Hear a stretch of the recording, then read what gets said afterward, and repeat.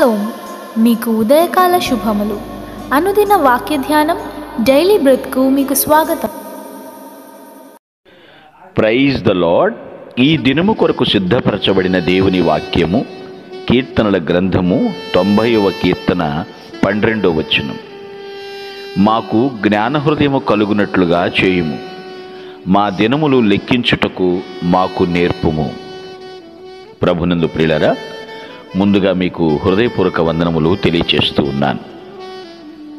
దేవుని సేవకుడైన మోషే చేసిన ప్రార్థనను ఇప్పుడు మనం చూసాం. ఇంతకు ముందు వరకు ప్రార్థనకు పరిచయంగా మాట్లాడి ఇప్పుడు ప్రార్థన ప్రారంభిస్తున్నాడు. ప్రభువా, మాకు జ్ఞాన హృదయం కలుగునట్లుగా చేయి. ఏంటి జ్ఞాన హృదయము అంటే? మన జీవితం ఎంత చిన్నదో మనం అర్థం చేసుకోవాలి.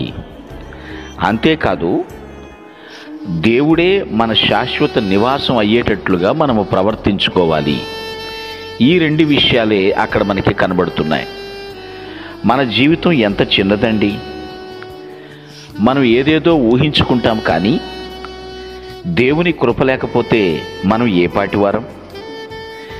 మనం గ్రహించండి, ఇక్కడ అక్షరార్థమైనటువంటి అర్థం చూస్తే మోషే ఇశ్రాయేలు ప్రజలు ఎడారిలో తిరుగుతున్నారు, గుడారాల్లో నివసిస్తున్నారు.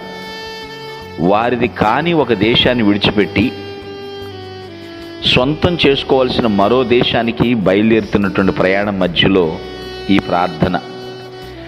భూమిపై వారు బాటసారులాగా ఉన్నారు, యాత్రికుల్లాగా, పరదేశుల్లాగా ఉన్నారు. స్థిరమైన శాశ్వతమైన నివాస స్థలం ఒకటి ఉంది, దాన్ని చేరుకునేటువంటి ప్రయత్నంలో ఉన్నారు.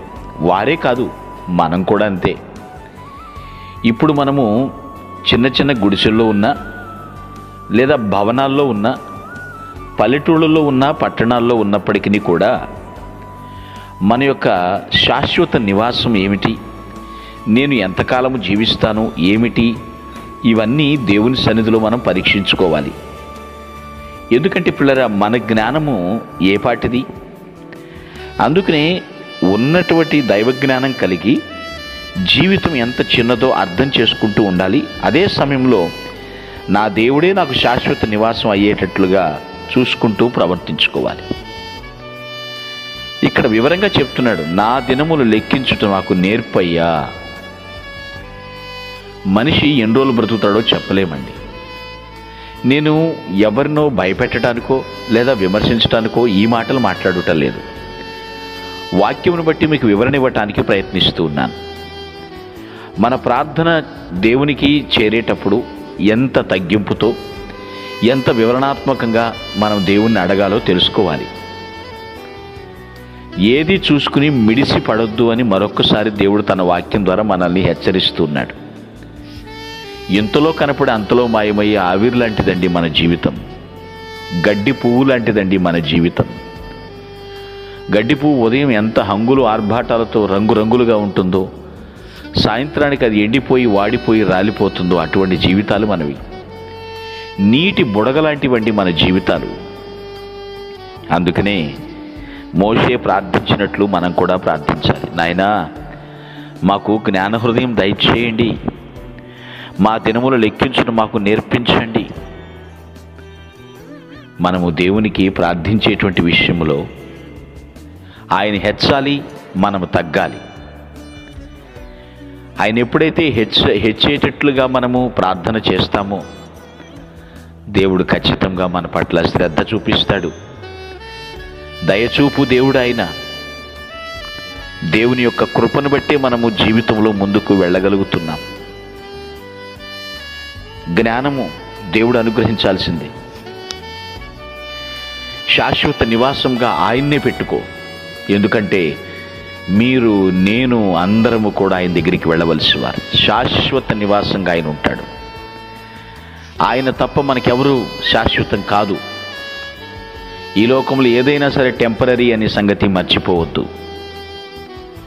కాబట్టి దేవుని నివాసానికి ప్రయాణించేటట్లుగా మన యొక్క ప్రవర్తనను ఎప్పటికప్పుడు సరిచేసుకుందాం. ప్రభువా, నాకు జ్ఞాన హృదయం కలిగించండి. ప్రభువా, నా దినములు లెక్కించుట నాకు నేర్పించండి. ఎంతకాలం జీవిస్తానో తెలియదు. జీవించినంతకాలం నీ కొరకే జీవించాలి, నీ సాక్షిగా జీవించాలి. మిగిలిన శేష జీవితం అంతా కూడా ప్రభువా నీ కొరకే జీవించాలి, మీ కొరకు ఖర్చు అయిపోవాలి ప్రభువా. ఈ విధమైనటువంటి ప్రార్థనను మనం అలవర్చుకోవాలి. అప్పుడే దేవుడు మన పట్ల, మన ప్రార్థన పట్ల ఆసక్తి కలిగి ఉంటాడు, జవాబును దయచేస్తాడు. దేవుడు శాశ్వతుడు, స్థిరమైనటువంటి దేవుడు. మన యాత్రికులమని గుర్తించి దేవుణ్ణి పాదాలు పట్టుకుని ప్రార్థించుదుముగాక. ఆమేన్. Praise the lord. ప్రభు నామమున మీ అందరికీ వందనములు. ఈ మా సందేశముల ద్వారా మీరు ఆశీర్వదింపబడినట్లయితే మీ తోటి వారికి షేర్ చేసి దేవుని రాజ్య సువార్తలో మీరు కూడా పాలుభాగస్తులు కావాలని ఆశిస్తున్నాం. మొదటిసారిగా ఈ ఛానల్ను చూస్తున్నట్లయితే మా ఛానల్ను సబ్స్క్రైబ్ చేయండి. వీడియోలు నోటిఫికేషన్ రూపంలో పొందుటకు బెల్ బటన్ని ప్రెస్ చేయండి. God bless you.